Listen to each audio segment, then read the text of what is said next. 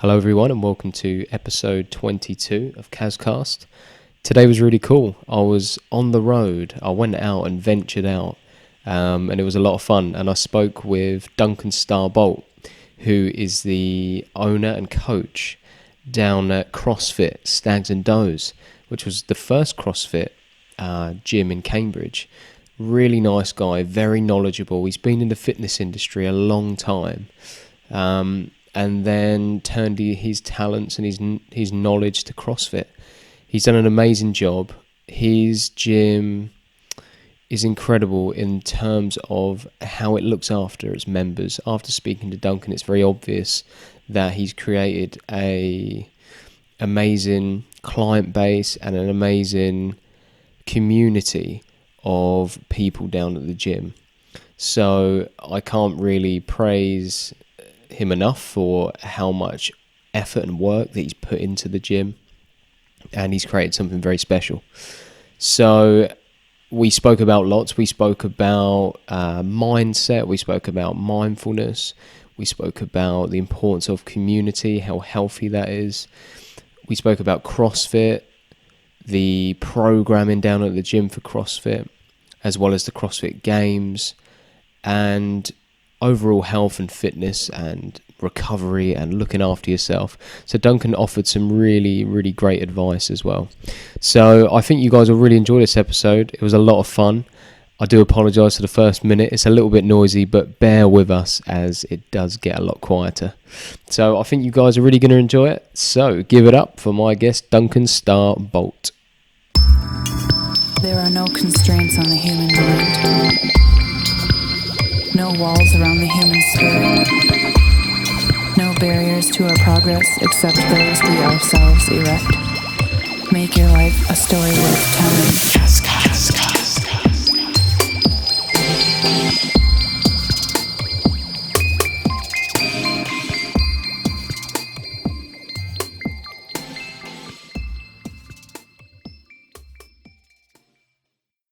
So thanks for coming on, Duncan. Much appreciated, mate. Oh, pleasure. Yeah, thanks for having me. Cool. No worries. So I thought what would be a good starting point for the listeners is for you just to give a little bit about a background, about yourself, how you first got into fitness. So before the CrossFit days, what you were doing in the fitness industry, and has it always been a passion of yours, fitness and sport? Yeah, so I've always, like my passion for fitness goes right back to when I played rugby, and I think one day I decided, like Forrest Gump, that's how to get fit. Just sprint everywhere. So like in sport, I just used to chase every ball. If the ball went out of play, I'd sprint there, I'd sprint back. Mates used to try and get me tired kicking the ball, and like Forrest Gump, I just got really fit. So fitness was my thing that separated me. And then then I was an engineer, went to uni, did mechanical engineering, and then because I didn't realise you could get a job in the fitness industry. And then as soon as I did personal training, which was kind of a step back in salary, but it's kind of like a fresh start in my life. So, a passion of yours. That was really good. And then so I did that. And then my first job was at my first job was at David Lloyd's. In Cambridge. In Cambridge. And that was great. Yeah, so I was quite lucky because I don't know if any of your listeners, quite lucky to get a start in the fitness industry. So I did that for a few years. Well, for a year. As soon as I was busy enough, I started getting personal training clients out of the gym. As soon as I was busy enough to do that, I did home personal training. And I did that for quite a few years, and that was quite nice. I enjoyed that. Yeah, and when you were doing PT at that time, what sort of style of training was sort of in at that moment? What sort of stuff were you doing with your clients? If you can remember, when you first started PT, what sort of stuff were you doing? I know what you mean. I remember being taught, like we got taught the squat, and I remember the squat. Yeah. Nowhere near parallel. You would like. I remember that. Quarter squats. Yeah. So we didn't go anywhere near parallel with squats. I remember So the vibro plate. Yes. The vibro plate claiming. Yeah. So we got a vibro plate trainer in, and I got a certificate. Yeah. To teach people that. Got to get your certificate. That was really big. And then foam rollers were coming in. We were like, one of the coaches knew. Whoa, what are these? Foamy things. He showed us some stuff. And he's now an F1, like one-to-one coach for an F1. Oh wow. Jake. Yeah. And then what else were we into? Yeah, like we just tried to mix up a bit of cables. Yep. Yeah, and there was a lot of machines there. But then I remember, do you know Mike Power, who he taught a lot of the personal trainers in Cambridge? He was he taught me, and he was there, and he because the school was at the gym, and he gave us a fitness challenge for all the PTs. Yeah. And it was basically a CrossFit fitness challenge. It was a huge chip. Okay. Yeah. And suddenly, like, the atmosphere in the gym completely changed. Like, Yeah. all the coaches were in on it. We were all trying to win it, and I won it. And there was a fitter guy there, Dean, who was much fitter. Yeah, I know Dean. Yeah. And but what I planned, it finished with a 1K. I think it was or was it a 1K run up on a 10-degree incline on a treadmill. So I just trained that because I knew that was the last bit. Dean just fell to pieces on that 1K. Was that a bit like the when 300 came out? And it was a bit like that workout. So exactly that time. It was that time. So it was, it was box jumps and push-ups and pull-ups and kettlebells and, like you say, sprinting and heavy deadlifts and that sort of thing. It was inspired. Yeah. I think that's inspired it. He wrote it up. Because everyone saw how shredded them guys were in 300 and thought, well, and then it came out like the 300 workout and then thought, well, this is what I need to be doing. So that's kind of how it came about. Exactly. That is, and it was, and I think that's probably my first taste of CrossFit. Yeah. And then I remember someone else. It's funny, how you hear these things. I remember, a girl I knew. She was talking about. She went to America, I think, and they gave her a taste of CrossFit, and she really enjoyed it, deadlifting. Yeah. And then that was my second time I heard of it. And then and then I was thinking about. I had a team of personal trainers at the time, and I was like, I should really get a gym for these trainers. And then my mate Dino was like, who was we both played rugby for county together in Eastern counties, and I caught up with him, and he wanted to open a gym, and I was like, it's a terrible idea. There's a lot of gyms in Cambridge. Financially, this is going to be a tough one. I was like, we're in a recession. This is not a good idea. And he was like, but I was thinking about a CrossFit gym, and I was like, that's an excellent idea. Cambridge really needs a CrossFit gym. Yeah, and really no CrossFit gyms at that time. No. So we were like, right, and me and Dino, we went and got. We hadn't done CrossFit before. We went down to a box just outside of London by Rob Manlove, who's been to the games a lot. Okay. He's the regionals a lot. He's an awesome athlete, and he taught us. Yeah. He taught us CrossFit in like a week. Well, intensive course. Yeah. And then as soon as we'd booked in, we wanted to do the L1, but the next course was in Italy. Okay. So we were like, we'll go to Italy. So we'll do it. Yeah. So we went to Italy, and what was really funny is, like, Dino hadn't told me this, but it was half his family lived in the city we were in. Perfect. So first coffee shop we were in. Yeah. It was one of Dino's cousins. So I was like, it was like, I think that's my cousin. You went to the right place. Yeah. Well looked after. So good hospitality. Got qualified. As soon as we were qualified, we'd opened a box. I think from having that conversation, making that decision, I think we had the box open within 2 months. So really quick turnover. Yeah. Yeah. But and it's been really good. It's like exciting. Yeah. So when you look back at when you first opened, is that all a blur now? Does that seem like a crazy time, the amount of hours you were putting in? And it was a lot of fun. Yeah. We had a lot of fun. It was like 2012, and CrossFit was very different back then. It was just So we had it was no one really knew. I was talking to Jamie about it the other day. No one really knew how to mobilize for like an overhead squat. So we were like trying to figure it out. We were Googling it. We were on, can you remember Gymnastics WOD? Gymnastics WOD? Yeah, we were on there trying to learn gymnastics. Then Kelly Starr came up. Yeah. Teaching us how to mobilize. Supple leopard. We were learning, and then trying to do as many courses as we can, like trying to keep the quality up for our members. Yeah. So, it was a really, really good fun time. It's really made people aware. I mean, if you think of pre-CrossFit, it was more of just, well, do you want to go to a bodybuilding gym and get massive? Or do you want to go to a leisure centre, do a little bit of cardio and maybe sit on a few resistance machines and that's that. But there wasn't a lot really going on before, say, 2010, 2011.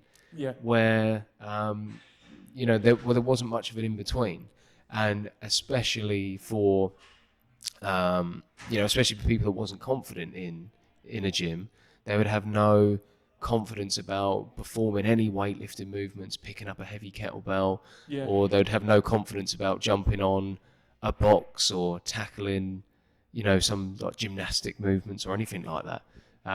So I think it's been really good to make people aware of all these different training modalities that are out there. It's not just right, you either go to the gym and get massive, or you go to a leisure centre and just go on a bit of cardio. So Yeah. it's got that its own its own client base, hasn't it? That Yeah. people love. Yeah, and it has, like you said, confidence in.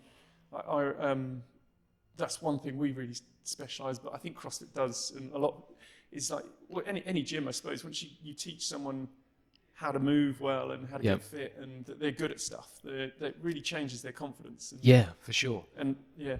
So if you get someone, say you have someone brand new and they just walk into Stags and Does and they're still unclear about what CrossFit actually is. If they said to you, "Oh, Duncan, what actually is CrossFit? What am I going to be doing?" How would you sort of simplify it? If someone's listening and thinking about coming down to CrossFit, how would you sort of simplify CrossFit and explain it to someone that's not sure about what it is? Yeah, because it is. I mean, yeah. So CrossFit, it's broad. Like, it is different wherever you go. But how we approach CrossFit is you've got, it's a mixture of like fitness, strength elements, and gymnastics. Yeah. But then when you say gymnastics, it's very confusing. So by gymnastics we mean, like, push and pull. Can you press ups? Advanced would be handstand push-ups, and pull-ups. Advanced would be muscle-ups.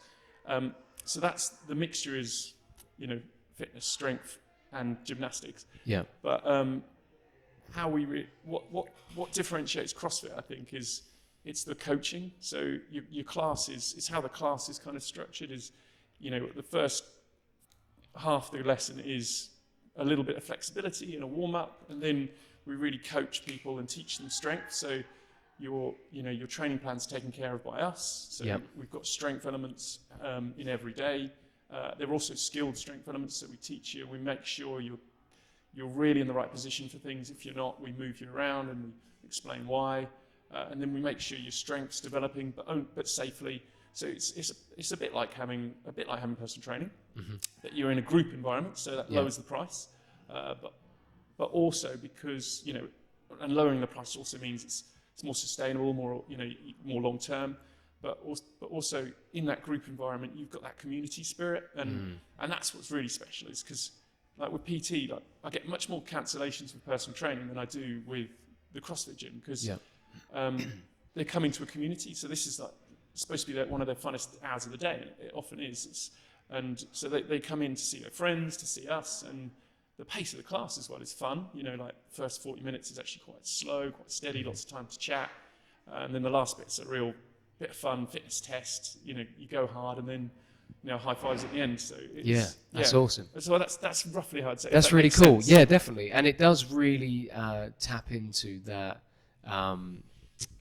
Going through a bit of I feel like when you go through a bit of a struggle with something, some sort of activity with a group of people, there's something about that does make you, like, it just breaks the ice and you just become friends with people, whether it's, whether you play for a football team or you do, jiu-jitsu, or you do, whatever it is, rugby or some sort of club, and CrossFit, it has got that same element to it. You're going through a bit of a struggle, it's hard work and lots of encouragement. So I think that brings people together as well. It does. Yeah, you're right. That's that. It is. That's why I suppose they call it sport of fitness, and it has got that sport element, which is, it's really rewarding. Yeah, definitely. And like, what's really nice for us is like not many people move well their whole life. Injuries occur where they get they might damage their ankle, which causes stiffness and goes up the whole chain. And it's only when you either have personal training that the personal trainer can point that out to you, or if you go to a CrossFit gym, like we'll point that out to you, and we'll give you a reason to fix that and get you moving again. And it's fantastic to help people with that. And I think that's awesome, that's something I think CrossFit's brought. individual. I want to ask you about so individual sort of styles within CrossFit gym. So how different would a CrossFit gym have been walking in, say, 10 years ago, 2009 to 2019, in terms of the level of coaching, the style of programming? I mean, has it gone? Obviously, it's gone much more advanced as all the coaches have skilled themselves up with all of these different courses available. Yeah. But do you feel like each gym within, like no CrossFit gym is the same? You know, do you feel like each CrossFit gym has their own strengths and their own programming? Yeah. And sort of what makes like your programming different, or what do you guys do for programming? Yeah, and how does that work here? Oh, yeah. No, I definitely think it. Like each gym does vary, and like you say, the standard of CrossFit gyms, like you can pretty much any in the UK, you're gonna have a good standard now. They all take pride, and they've done a lot of studying. But yeah, if we go back like 2009, or like I think 2012 when we opened, it's like you'd say yes. Yeah, so how we just used to have a group class and a lot of gyms still do this, but we've changed this now, and it's made a massive difference to us. So the old style was like someone would come in for a free taster, they'd come to our classes, and that in itself is intimidating because they're coming straight in. They don't know, they're coming straight into a workout in a group environment they don't know. So they come in and again, you might have one coach. When we started, we'd have one coach there saying hello, also talking to everyone else. It was quite busy. And then they'd get thrown into, and it would be a taster, so it would be a watered down version of, it'd be not watered down, it would be for beginners. But then back then as well, we had a lot of advanced athletes come into that class as well, so it would be quite intimidating. And then at the end, we might have time to chat to them and tell them how to join and stuff, but it'd be very brief, and then we'd be like, check the website. Do you see what I mean? Yeah. Whereas now what we do here, so we've totally changed what we do, and it's so much better in terms, especially for the members, it's better, and that's why they're joining, and for the business because they're joining much. I think our sign up rate previously was like 12%, from taster through to actually coming to classes, and now it's close to 90%, and it's totally changed. Yeah. So if someone's interested now, they get a one-to-one with a coach. So and he talks to them. He picks a time that suits them. So previously it was 7:30 on a Tuesday, or you're not coming. Yeah. They're being well looked after. Yeah. So they're really looked after, and then he figures out how they move, and then at the end of that, they then if they need it, they go through personal training with them. Okay. So that's like mobilizing, getting them moving well, and the members. I thought the members, because it is a slightly more expensive barrier to join than before, like it's probably maybe 3 times the price, but you get so much more before joining. And then, and for members, like those members at the end of that, they know how the gym works, they really know the coach well, they then go to his classes, you see what I mean? So he's welcoming them to these classes, and they're moving well, so the quality of how the members move in our classes now, we can guarantee is high because we only get them into the classes when they're moving well. So we've got much less injury rate, and the coach knows everyone on a one-to-one level. That's awesome. So it's really improved. And then also we have in our membership, personal training is included in it. So they have another session with that coach every 3 months, and he'll catch up with them, find out how they've been getting on. He'll be able to set them goals. So some members go for every 6 weeks. So he'll set them goals for the next 3 months or 6 weeks. And the member development on that's fantastic as well. That's transformed our business since switching to that model. And it's the members are so, our retention's, people only really leave if they're moving away. So whereas that's amazing. They're obviously very happy with what you guys are offering. You touched on about injuries there. Do you feel like people that training CrossFit and are getting injured too much, do you think a lot of that is down to programming, or training too intense too often, not focusing on actual like rest and recovery? And how do you guys sort of within your programming reduce that risk as much as possible, and how do you promote like recovery and actually like looking after the body? Our programming is really important. So I always did the programming before Jamie came along, and I spent at least 2 to 3 hours every week doing our program. So we design a strength cycle. So it might be like a 12-week cycle, and then that's our strength.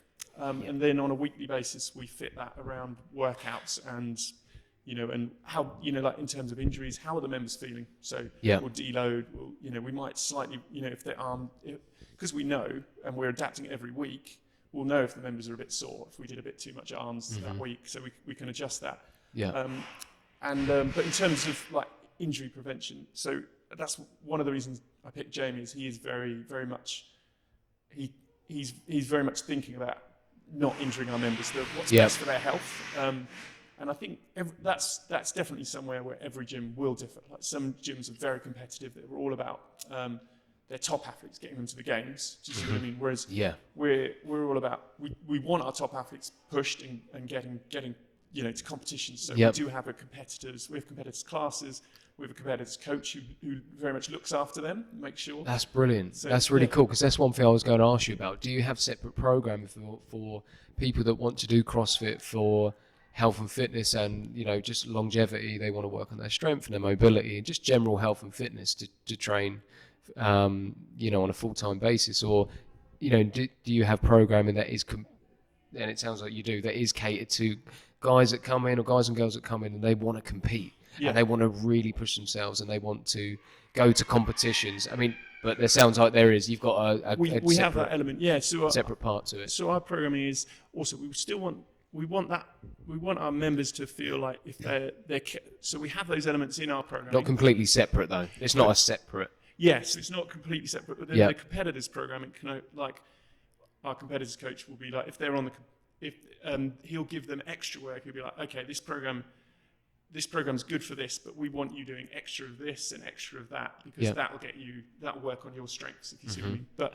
in terms of pushing athletes and like what we put in for health is we put in mobility. So there's time for mobility at the start of sessions.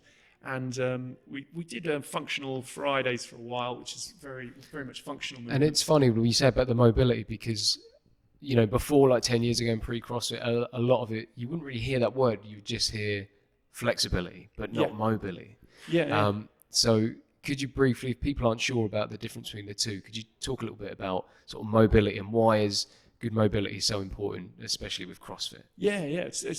So I'd say flexibility is more your muscles flexibility, and mobility is more like how mobile, and your range of motion through the joints.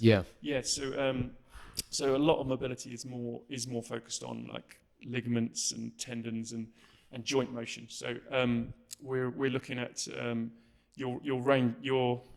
So we'll compare how, say, good one's ankle flexion, because that does affect a lot of people.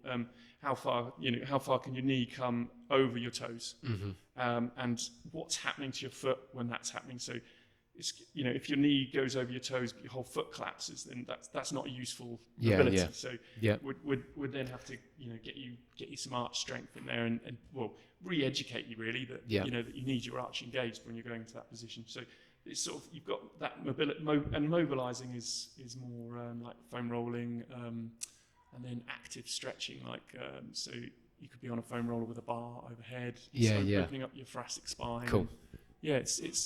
We've got a mobility course running. Oh, Jamie's doing it. I've seen that online. Okay, so is that something that people can get involved with that aren't actually part of?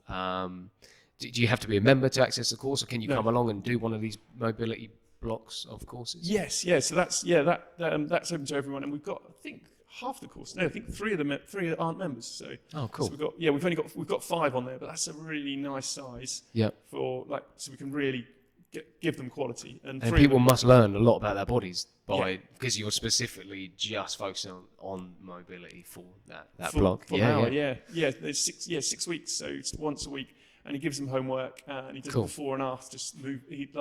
This week we had a guy who, he was about just below his knee, like half a hand below his knee, touching his toes. And at the end of the session, he was about a full, hand lower on his hamstrings, and it's like that was amazing seeing that difference in him. Cool. But I think it is very much something, as coaches, we're very passionate about not injuring our people, because when we do one-to-one. When we meet these people and when we know our coach, their health is in our hands, and they might say they want to compete or they want to win WODs and stuff like that. They might, but we really we have to dig deep and like, do they want to be injured? And we don't want to injure them long term. And it's something we're all really conscious of, and That's we cool. don't. So we're really looking after. Look, each coach has his own members who they look after, and we're all looking to make sure they're not injured long term, and that's good. That's where it's changed from, like, I'd say like 10 years ago. Is we were always trying not to injure people long term, but we didn't really have the knowledge, which we do now. Do you see what I mean? So, massive jump up. Yeah. So with competition, from what you've seen, how much has that advanced from CrossFit competition, the level in terms of, the overall fitness of these athletes from 10 years ago to now? How much has the standard gone up? Oh, it's completely changed, isn't it? It's phenomenal, the level now. Like, I remember thinking I could do quite well back 10 years ago.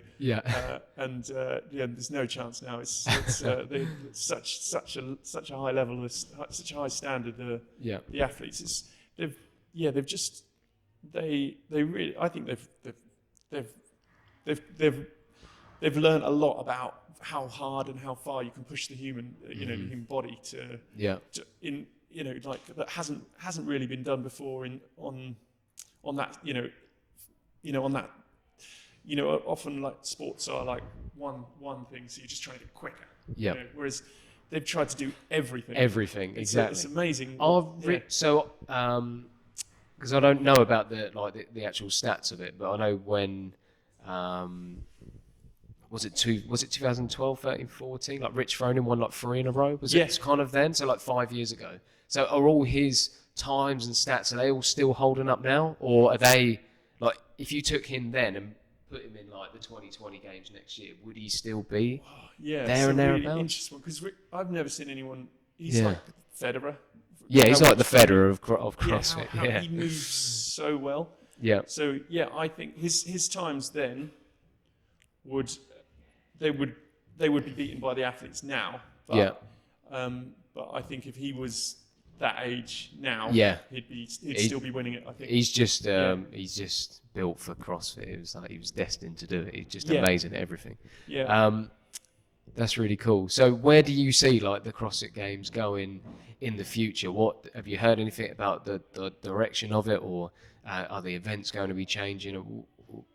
Where do you think it will be, like, in another 10 years? If you had to predict, and that's quite hard, but like, what sort of direction do you think they'll end up going with? Because competitive CrossFit? They're quite smart. They're like, I know there's been a lot of big changes recently, but they've actually been quite smart, intelligent changes. Like, they saw like some of the individual CrossFit events were getting so big, they could be bigger than the games, and they were like, how do we make them not bigger than the games? Right, okay. We make them qualifiers for the games, so they can never be bigger than the games. So that was a really smart move. And the ones who are qualifiers for the games now love it, because they've suddenly got so much more credibility and a lot more money coming in. So it's been very much win-win there. But in terms of and it was something because I actually tried to make a competition that was very much about representing your country for CrossFit, because I was like, no one's really doing that. Do you know what I mean? Like, the games wasn't really focusing on your country. They don't have that? No, they don't have. Just started it. Okay. So the best in your country now competes. So if which means a lot more athletes are now in the games, the fittest in the country. But then they're knocked out quite quickly in the early rounds, because they do a quick preliminary. Right. But I think that's where they're building towards. They're building towards, because nothing gets crowds going, gets fans going more than national pride. For sure. Yeah, it taps into another element, doesn't it? So, I reckon. Yeah, I can. That's good. I can see. Yeah, I can definitely see that. So going back to Stags and Does, what are your sort of future plans for the gym? I mean, we're currently sitting in an extension to the gym, and there's lots of work going on. Could you just briefly explain what you guys have got going on here, and in terms of some programming? We briefly spoke of the podcast about the mindfulness that you was adding in. So just mention anything that you've got going on coming up. Thanks. Yeah, it's a very exciting time. So we've just expanded, so we now have 2 large gym spaces, which is great. So we can have classes running alongside each other, which is really good. So I also like we were saying, the coaches want to look after our members, and we were like, actually, a lot of the members are talking about stress levels, and I was like, oh well, that's kind of my speciality. I really dig into mindfulness and yoga and everything a lot. So we're starting mindfulness Mondays.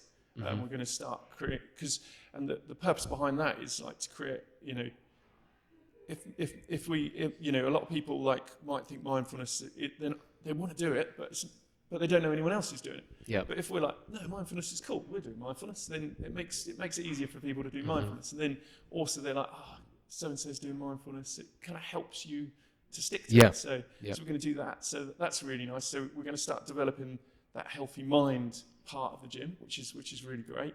And then also as well as that, we've got ROMWOD. We're going to start ROMWOD classes here, which is going to be really cool. Have you done ROMWOD? No, I haven't. ROMWOD's awesome. So it's like yoga for CrossFit.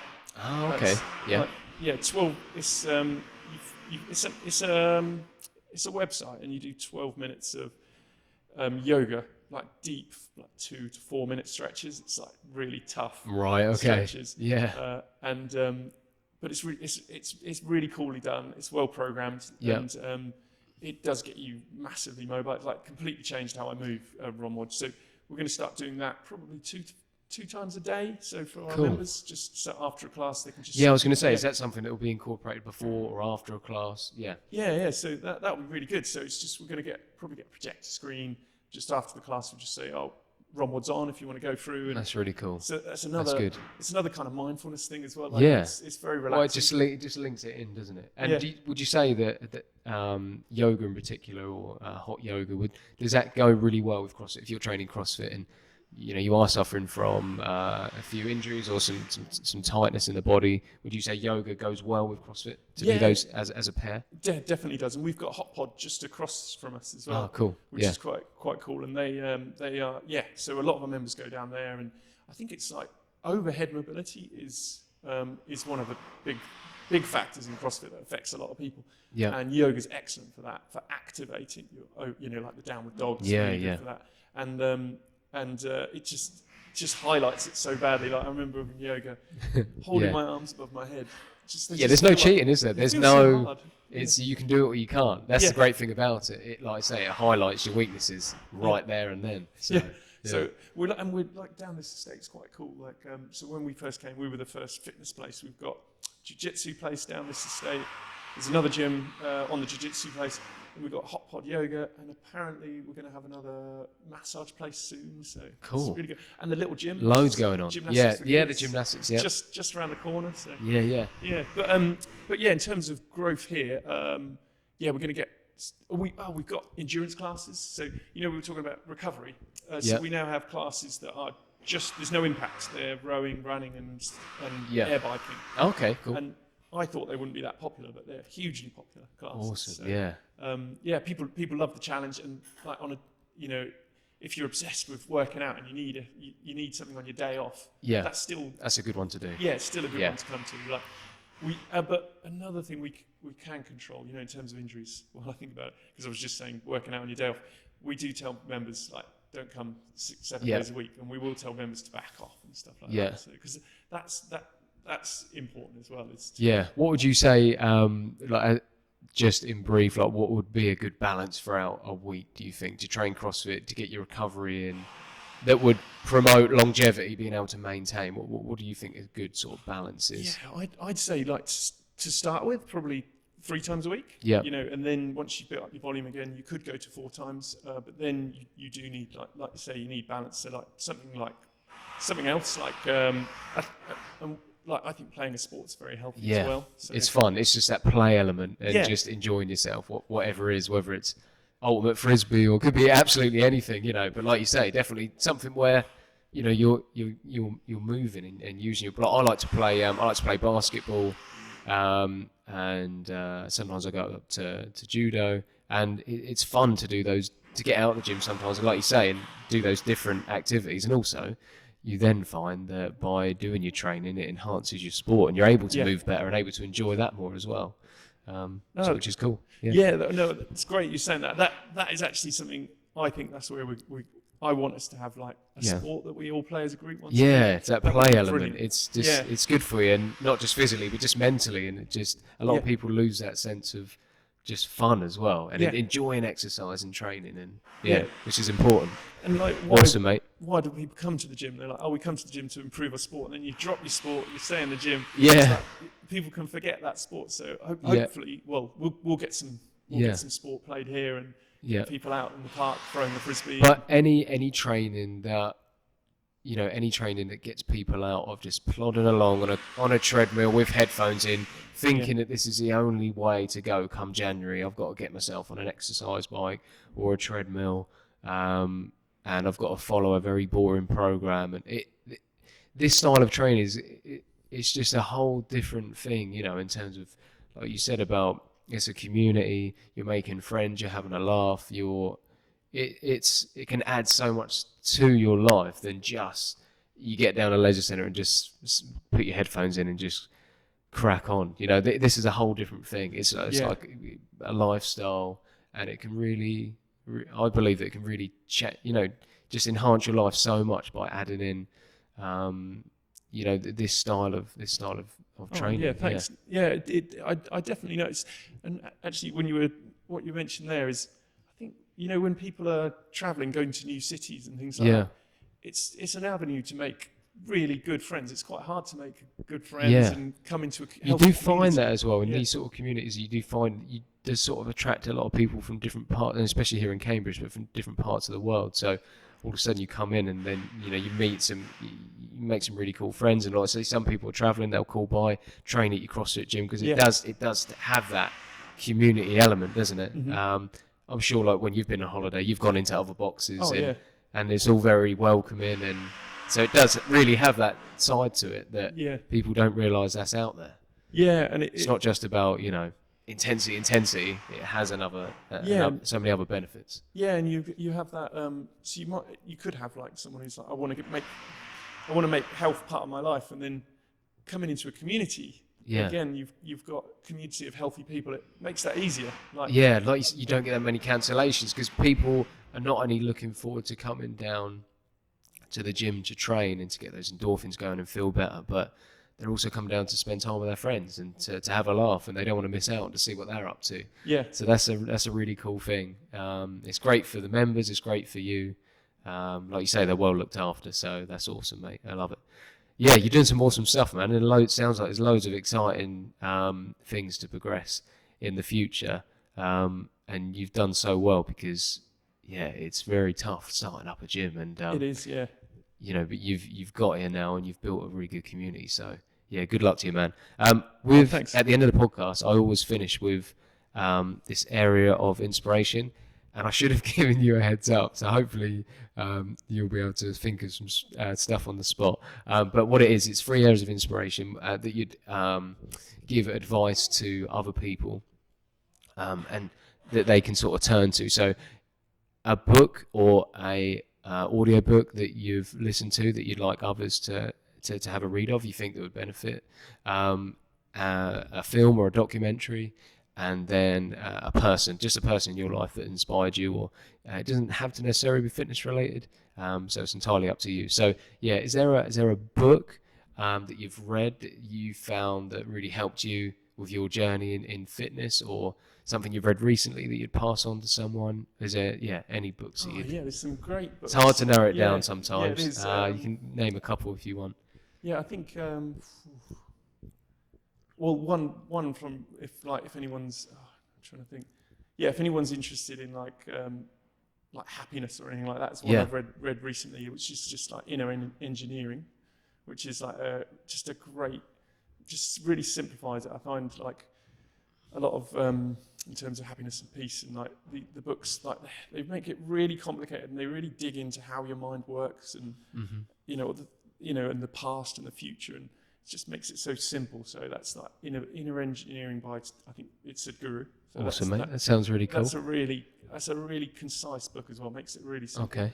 And awesome. Then I know, like, we're talking inspirational people.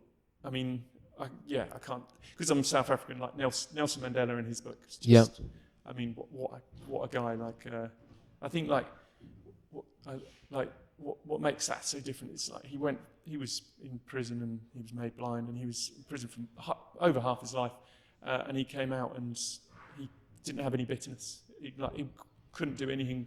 He loved everyone when he came out and just wanted the best for everyone. And I've never in my life come across someone like that. So that's a good read. And amazing. And then the last one was a movie or a like documentary. So something visual, something that you've watched that you thought, oh, that was really cool. Yeah, movie. And it could be something funny. Could be anything, mate. Anything you want. Yeah, I love movies. So I saw you watched. What was it? The one you watched this week? Oh, Once Upon a Time in Hollywood. Yeah, that looks good. Looks good. I mean, if you like Tarantino films, you will like it. It wasn't my favourite one in terms of the story. Yeah. But I did love, I mean, the acting, like Brad Pitt and DiCaprio together.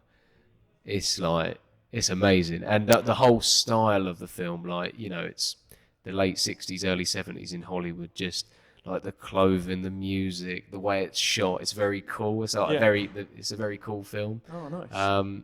But yeah, if you like Tarantino, you're guaranteed to like it. Yeah. Oh, I will like that. Yeah, it's really good. So what film? Sorry to puzzle so much over this. It's tricky. It's a tricky one. I can cut it so it sounds like you've just said the film instantly after this. All right, thanks, man. Let me think. Who have we got? This is good because it keeps the listeners, on their toes, thinking, "What's he going to say? Yeah. What is he going to say?" I suppose your favourite all-time one would be everyone's favourite. Yeah, Shawshank. So I won't Shawshank. It's up there, isn't it? Yeah, it's an amazing film. It's one that you can go to over and over. But recent ones that were. Or any documentaries or. What have I watched recently? Sorry, man. I do watch a lot of telly. If not, we can just go Shawshank because there's nothing. I don't think anyone said that yet. This is episode 22, and it's really good actually because with the books, no one has said the same book either. Oh, nice. So I actually put out a couple of days ago. I thought, well, I better start reading some of these books that people have recommended. So I thought I'll order 4. So I went through 4 of my podcasts, went to the end, had a listen, see what. So if you're not sure on books what to listen to, there's 21 recommended books in all my other episodes, so you can go. Nice. Just scroll right to the end. You can just quickly find out if you want to get a new book. And I think another quick book which changed the way I think. I don't know if anyone's read you've read The Monk Who Sold His Ferrari. No. That book led me to the other book. That's kind of like a life-changing one for me. Yeah. Like it's quite a nice one, that one. But awesome, mate. Yeah, film. Oh yeah, I might. You just have to stick with Shawshank. I think. I'll have to stick with Shawshank. Stick with it, mate. No one said it yet, so that's cool. Or should I? No, actually, I'll go with Van Wilder. Van Wilder, classic. Yeah, just because he's. Yeah, that was one of my classics growing up. And, he just can't leave college. He just doesn't want to go. Yeah, it's just like write that down. Yeah, I just love his. His approach to life. His approach to life is good. Definitely. Yeah. Awesome, mate. Cool, bud. Right, we'll leave it there, mate. I really appreciate your time, and I've really enjoyed talking to you. It's been it's been a lot of fun, mate. And I wish you all the best for the future because you've built an amazing gym, and I just hope it keeps continuing to grow because you deserve it. So good luck, thanks, man. All right, bud. No, it's been a pleasure being on here. Thanks for getting me on. No worries. And I think I'll be back at some point to speak with one of your other coaches, Jamie. Yeah. He's brilliant. So I'll be back again. Good episode. Thanks, mate. Cool, guys. Well, I hope you enjoyed the episode, and I'll catch you guys on the next one. Peace.